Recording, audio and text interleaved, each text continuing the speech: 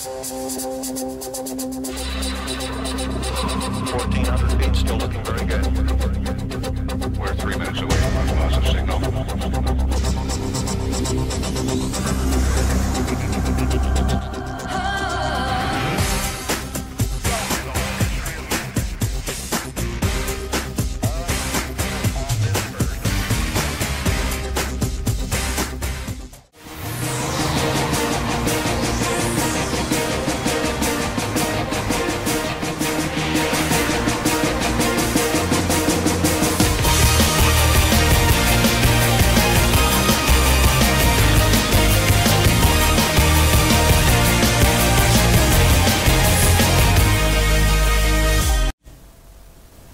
Bonsoir mesdames et messieurs, constants téléspectateurs de notre canal 332 d'RTV International.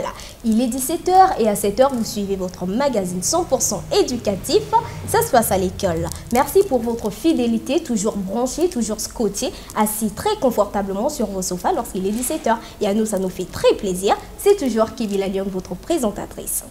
Voilà, au cours de cette édition, mesdames et messieurs, nous allons parler de notre concours EPG. Et en deuxième position, nous allons parler du tour des écoles.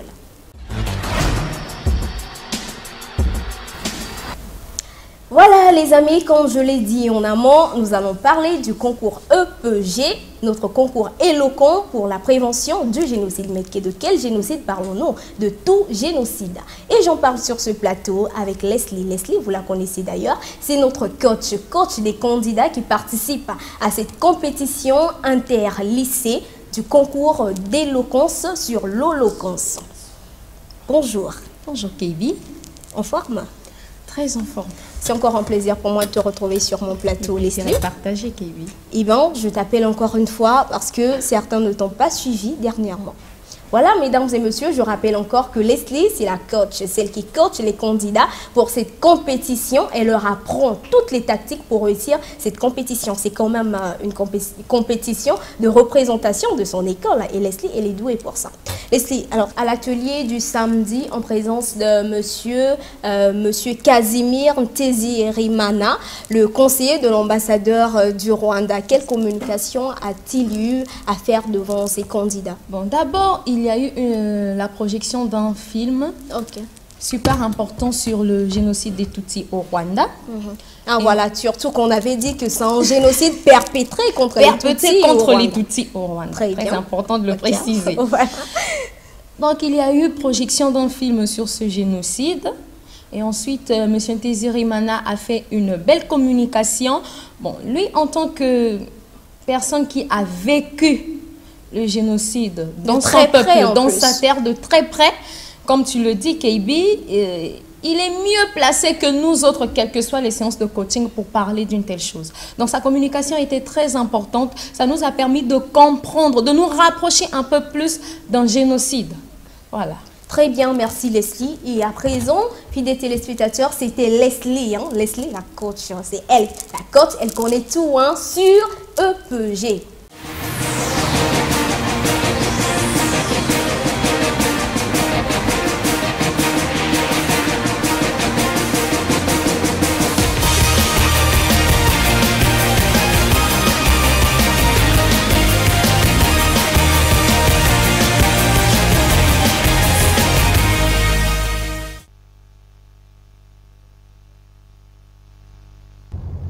Ces images de barbarie semblaient incompréhensibles. Des Africains se battaient à coups de machette et on nous parlait de haines ancestrales, de massacres interethniques, de guerres tribales. Nous avions 15 ans et nous ne comprenions pas que cette histoire était aussi la nôtre. Pourtant c'était un génocide et il avait lieu sous nos yeux. Au Rwanda, il ne s'agissait ni de barbaries ancestrales, ni d'une soudaine explosion de violence, mais d'une histoire politique et moderne. Ces hommes qui massacrent leurs voisins sont avant tout des êtres humains.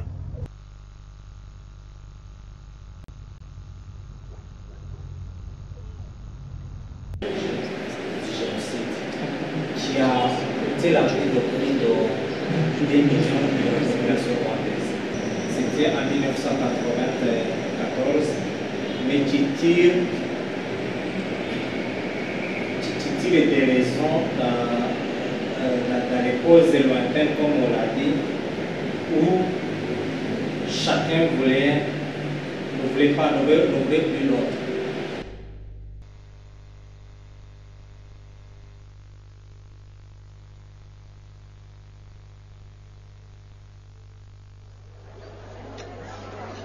La haine raciale qui guidait les auteurs du génocide ne date pas de la nuit des temps, mais trouve son origine à la fin du XIXe siècle. Alors que le racisme moderne et ses théories pseudo-scientifiques naissent en Europe, des explorateurs allemands pénètrent au Rwanda, le dernier territoire inexploré d'Afrique. Ils y découvrent une société centralisée divisée en deux groupes, les Hutus et les Tutsis. Habités par leurs théories raciales, les colons allemands puis belges vont transformer ces deux groupes en deux races distinctes. Ils façonneront ainsi chez les Rwandais eux-mêmes une conscience raciale jusque-là inexistante. Vous avez dans le quartier, je sais pas, dans votre ville, ou je sais pas où, déjà, ce genre de choses, ah, cela, c'est bon. Vous verrez, ce qu'on a vu dans le film tout à l'heure, c'est la même chose. On commence à dire, non, mais ces gens-là, ils ne sont pas d'ici, ils ne sont pas venus, non, c'est nous les originaires, c'est comme ceci. Habités par leurs théories raciales, les colons allemands puis belges vont transformer ces deux groupes en deux races distinctes. Les Rwandais eux-mêmes, pour la couche instruite, qui était petite, mais enfin qui existait dans les séminaires ou dans les écoles d'auxiliaires de la colonisation, eh bien les Rwandais ont eux-mêmes, cette élite instruite, a appris qu'il y avait les uns et les autres, la race supérieure et la race inférieure. Et c'est cela surtout qui fait le tournant de la colonisation. Les colonisateurs n'ont pas inventé les Hutus et les Tutsis, mais ils ont donné à ce clivage social une allure raciale. Dès les premiers jours du conflit, tous les civils Tutsis sont désignés par le régime comme des complices biologiques du FPR. Des milliers d'entre eux sont jetés en prison. De 90 à 94, le régime Habyarimana va tout faire pour transformer la guerre politique qui l'oppose au FPR en une guerre raciale qui opposerait Hutus et Tutsis. Dès le début de la guerre, le régime crée ce qu'il appelle des structures civiles d'autodéfense. Concrètement, des armes sont distribuées à des milices Hutus dans le nord du pays. Il s'agit de militariser et de radicaliser les masses Hutus. Une nouvelle étape est franchie en 1992 lorsqu'Habyarimana organise les jeunesses de son parti en milice. C'est la naissance des Interamwe, ceux qui travaillent ensemble. Par leur tenue traditionnelle et leur esprit festif, les miliciens Interamwe se rendent sympathiques. Ils embrigadent des milliers de jeunes Hutus. Formés et encadrés par l'armée, les miliciens Interamwe constituent de véritables escadrons de la mort, qui terrorisent les Tutsis et les opposants Hutus. Et généralement, on utilise la jeunesse. Vous avez vu dans le film, on a mis en place des milices. Les milices, c'était des jeunes. Aller de maison en maison, sortir les gens, demander des cartes d'identité, se mettre dans les rues, faire des barricades et tout ça. Vous avez vu comment un individu pouvait se donner le droit de la vie à son semblable. Donc nous sommes dans ce sens de lutter contre cette idéologie qui nous donne le droit de se dire que non, celui-là n'a pas le droit de vivre. La raison pour laquelle ce concours est organisé avec vous, parce que je considère que nous sommes tous des jeunes, mais vous avez la particularité de l'âge. Donc, vous pouvez changer encore. Peut-être que moi, je ne peux plus changer à mon âge, mais vous pouvez encore changer. Vous pouvez comprendre et dire à votre grand frère, à votre ami qui est en train de vous dire ceci ou cela. Non, non, non, c'est mon frère. Pourquoi tu veux que je lui fasse du mal? C'est ma soeur. Pourquoi tu veux que je la viole simplement pour ça? Non.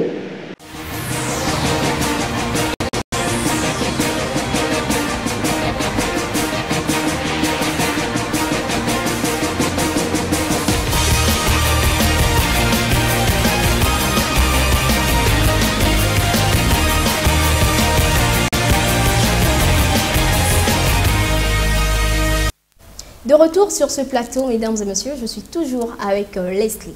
Et en suivant la vidéo, on a bien constaté que M. Casimir Tézirimana, conseiller de l'ambassadeur du Rwanda, n'a pas été le seul à faire une communication, mais il s'en est suivi de la communication de M. Prosper Mindou, qui est coordonnateur au Centre d'information des Nations Unies, UNIC. Alors, Leslie, je reviens à toi. Quelle a été l'utilité de la projection vidéo qu'on a vu les élèves tout de suite suivre?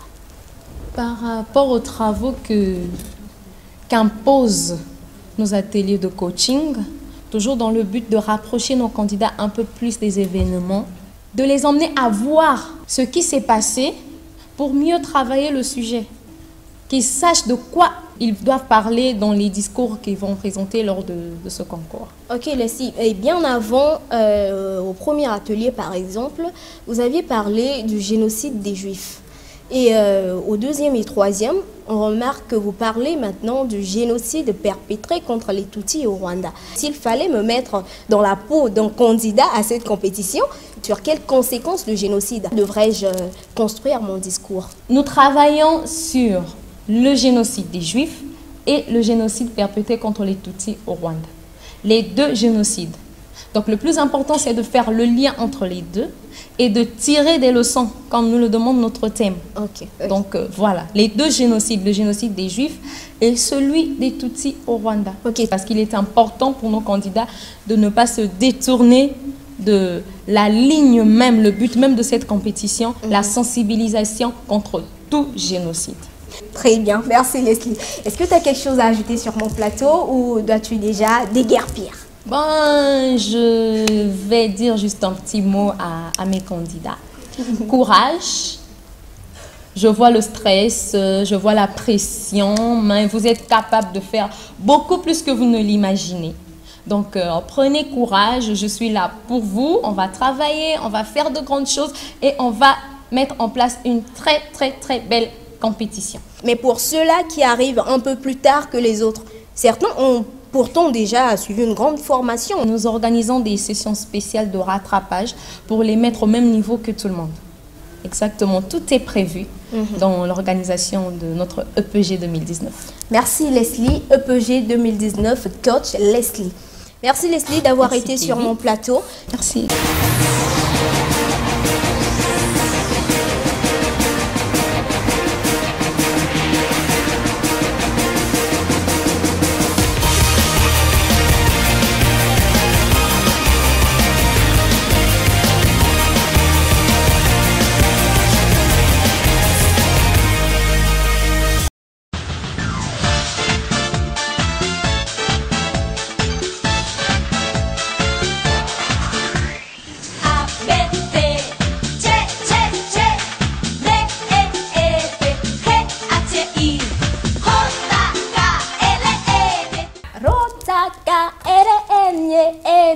Voilà, fidèles téléspectateurs, maintenant tour des écoles.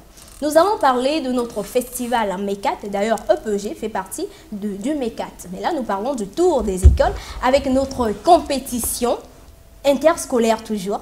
Cette fois-ci avec seulement les élèves du collège, du primaire et aussi du lycée, n'est-ce pas? Voilà, le lycée, nous avons EPG qui est le concours d'éloquence. Et concernant les élèves de la classe de SEM, donc au primaire, nous avons notre rubrique Papa, Maman, Merci, sur laquelle nous tournons des vidéos à mettre en compétition. Et ensuite, nous aurons notre concours d'art oratoire, donc le bien parler. Bonjour Déborah. Bonjour Kay. Sans la présenter directement, puis les téléspectateurs, je suis sur ce plateau avec votre coach préféré. La coach cool, très sympa, toujours souriante, un peu comme ça. Déborah, tu vas bien? Je suis toujours en forme, moi. Eh bien, ça fait longtemps que je t'ai reçu ici. Bon. Trop de terrain. On peut dire ça comme ça. Trop de terrain. Déborah, elle est tout le temps sur le terrain à animer ses ateliers comme d'habitude. Et cette fois-ci, pourquoi viens-tu sur mon plateau? Parce que récemment, nous étions à Kitélé avec le complexe scolaire Mathieu, dont nous avons travaillé avec les élèves du SEM, toujours dans la rubrique Papa, Maman, Merci. Ok. À quel atelier sommes-nous à Mathieu? C'est le premier. Le premier atelier. Mais pourquoi ce retard par rapport à d'autres écoles qui sont déjà à la phase tournage d'émissions, phase DT1, DT2, ou encore à la phase déjà du choix du capitaine? Pourquoi à Mathieu, il y a encore ce retard accumulé? Premier atelier, tout ce temps passé? Parce qu'on avait fait une erreur. Je dirais personnellement, j'ai fait une erreur. Au lieu de passer par le professeur concerné des élèves, j'ai passé directement par la promotrice. Or, au fond, la promotrice ne peut pas toujours être à l'école et elle peut oublier tellement qu'elle a beaucoup à faire. Le temps d'appeler encore l'école, bah voilà, l'équipe va passer, elle oublie. Et récemment, elle nous avait donné le numéro du professeur. Maintenant, nous sommes en contact directement avec les professeurs concernés et on traite directement. Donc là, on revient sur le point où on disait il faut avoir un contact direct avec le professeur de la classe, qui tient la classe. C'est ça. Voilà les amis, je vous propose de suivre cette vidéo, le premier atelier, le tout premier atelier qui s'est tenu à l'école Mathieu à Kintélé, n'est-ce pas? Oui, c'est ça.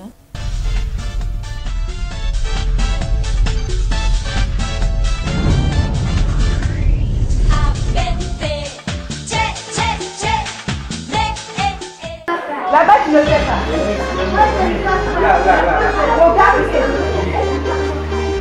Là.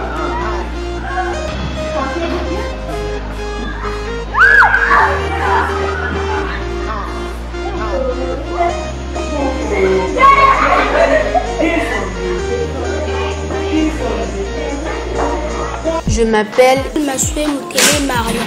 Et toi, pourquoi Emiliana Grace? Aujourd'hui, nous avons répété pour un concours. Le thème, c'est « J'aime mon école et je l'entretiens ». Nos insuffisances et nos imperfections humaines, pour nous accorder la grâce de fleurir dans sa gloire et dans sa majesté. Nos vies d'échecs deviennent des vies de témoignage à cause de sa main puissante en Dieu. Il relève tout ce qui Comme Mukele viendra interroger les gens c'est toi qui vas à tous ceux qui ont arrêté de croire encore à l'avenir glorieux. Il rassemble les cœurs, il fait tout ce qu'il faut dans la salle pour que notre joie soit parfaite. Voilà pourquoi il a dit demandez afin que votre joie soit parfaite. Et les gens viendront c'est encore possible, même pour ce pays, de voir toutes choses. Le nom de la rubrique de notre émission est Papa, Maman, Merci. Dans cette émission, les poètes et les dessinateurs doivent prouver à quel point ils aiment leurs parents en dessinant et en faisant des poèmes. Après que les visiteurs soient partis, le jury va récupérer les œuvres afin de déterminer quel est le meilleur dessin et la meilleure poésie. Mon rôle à moi, c'est d'interroger les jurys sur les résultats. Mon rôle à moi est de présenter l'émission. Openda Inès, juge. Bonjour, je m'appelle Mangondo Gersi, dessinateur. C'est possible de retrouver la joie brisée, d'oublier la honte, les souffrances des droits lésés, vivre le plaisir d'un bonheur tant recherché et jouir des merveilles longtemps rêvées. C'est encore possible. J'avais dessiné le drapeau et les personnes qui faisaient la montée des couleurs. Bonjour, je m'appelle Okanje Mrotini, dessinateur. De voir venir des beaux jours pleins de gloire, d'écrire une nouvelle page en couleur d'espoir. J'ai dessiné des salles de classe, c'est l'endroit où les élèves se trouvent pour étudier leurs leçons. J'ai aussi dessiné des élèves en train de faire la montée des couleurs, parce que le drapeau est le symbole de notre pays. J'ai dessiné l'établissement, les classes et le drapeau. Et le monsieur qui surveille, et le directeur. J'ai vu deux personnes. Et la troisième personne, le choix n'est pas facile. J'ai vu la fille et le garçon.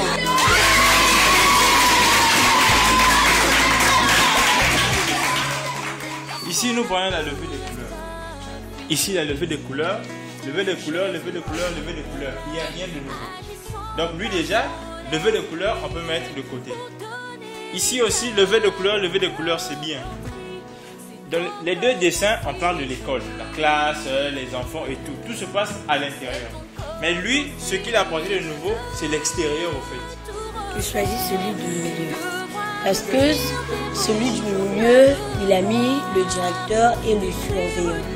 Il a mis le surveillant en train de surveiller le dehors de l'école pour surveiller les élèves qui sont dehors, qui font du banditisme. Et la deuxième raison est ce qu'il a mis le directeur. Il a mis le directeur, moi ma raison est le directeur parce qu'il surveille les études de chacun enfant dans l'établissement. Et il a dessiné, il a mis Mathieu alors que les autres n'ont pas mis Mathieu. Il a mis le nom de son école. Moi aussi je choisis celui du milieu. Parce qu'il a prouvé que notre école est associée de l'UNESCO et il a montré le directeur général et il a montré le surveillant général et le directeur des études. Il a dessiné le drapeau et il a écrit le nom de son école et il a écrit le nom de l'école que son école est associée. Mon dessin n'a pas été sélectionné. C'est possible de renaître. J'ai dessiné une fleur pour montrer la beauté de notre école. J'ai dessiné des élèves parce que ces élèves mettent le drapeau en place. J'ai dessiné un drapeau qui est le symbole de notre pays. Et j'ai dessiné des élèves pour faire l'hymne national. Mon dessin n'était pas sélectionné, alors j'ai choisi d'être au parti de reporter. D'aller jusqu'au bout, car son amour. Reporter numéro 1, c'est pourquoi j'ai écrit R1. D'accord? Reporter numéro 1, toi ton rôle sera d'interviewer les challengers, c'est-à-dire, toi tu vas interviewer ceux qui font dessin, les dessinateurs. Quand j'étais éliminée, j'étais tellement triste. Et j'ai choisi d'être partie des reporters. Mon travail est d'interviewer les dessinateurs. Je me nomme Bomola Keyana. Je présente l'émission L'amour de son école. Aujourd'hui, j'ai reçu Madame Nadorel. Bonjour Madame Nadorel. Bonjour Madame Keyana. Quand tu dis bonjour, elle t'a entendu bonjour. Après, pourquoi tu dis? C'est pas elle de commencer, c'est toi qui commences. On doit savoir de quoi tu parles, de quoi tu veux parler. Parce que si on ne sait pas, du coup, pourquoi on va même te suivre? Toi, ton rôle, c'est présenter l'émission. Moi, je dis présenter l'émission, c'est nous présenter, nous faire la description de l'émission et sa conclusion. Ça, c'est pas difficile. Il y a un texte qui est déjà préparé pour toi. Monsieur va te remettre ça si tout va bien demain ou après-demain. Tu vas commencer déjà à mémoriser ça. Ok, mademoiselle Itoua, que pensez-vous du banditisme? Je pense que le banditisme est une mauvaise chose, surtout pour les enfants. Quel conseil peux-tu donner aux enfants qui pratiquent le banditisme? Comme conseil, j'aimerais leur donner d'arrêter le banditisme, car quand l'État, le jour que l'État va leur surprendre en train de faire le banditisme, on pourra les enfermer et leurs parents seront très déçus. Merci, chers téléspectateurs, d'avoir suivi notre émission et d'avoir mis cette chaîne. Nous nous disons à très bientôt.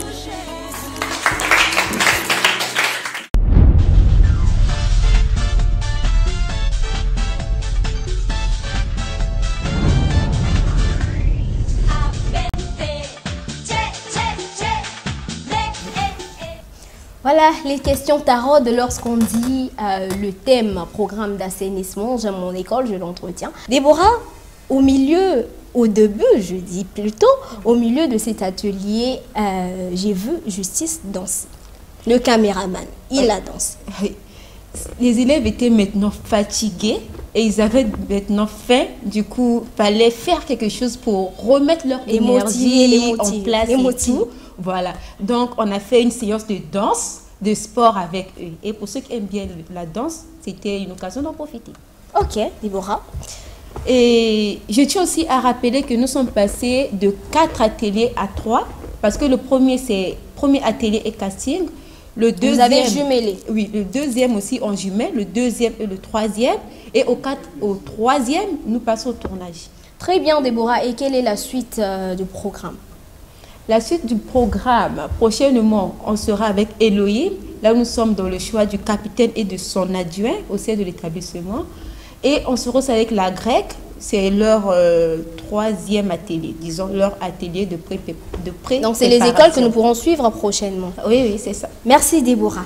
Fidèles téléspectateurs, c'était un réel plaisir de vous savoir très nombreux à nous suivre sur les réseaux sociaux avec notre nouvelle application créée sur la DIRTV Internationale, sur laquelle vous pouvez suivre désormais tous les programmes de la DIRTV.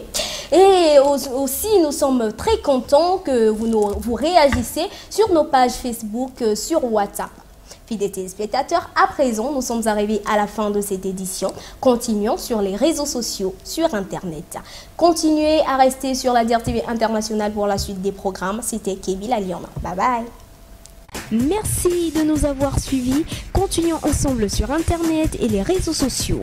À très bientôt pour un autre numéro de votre magazine éducatif.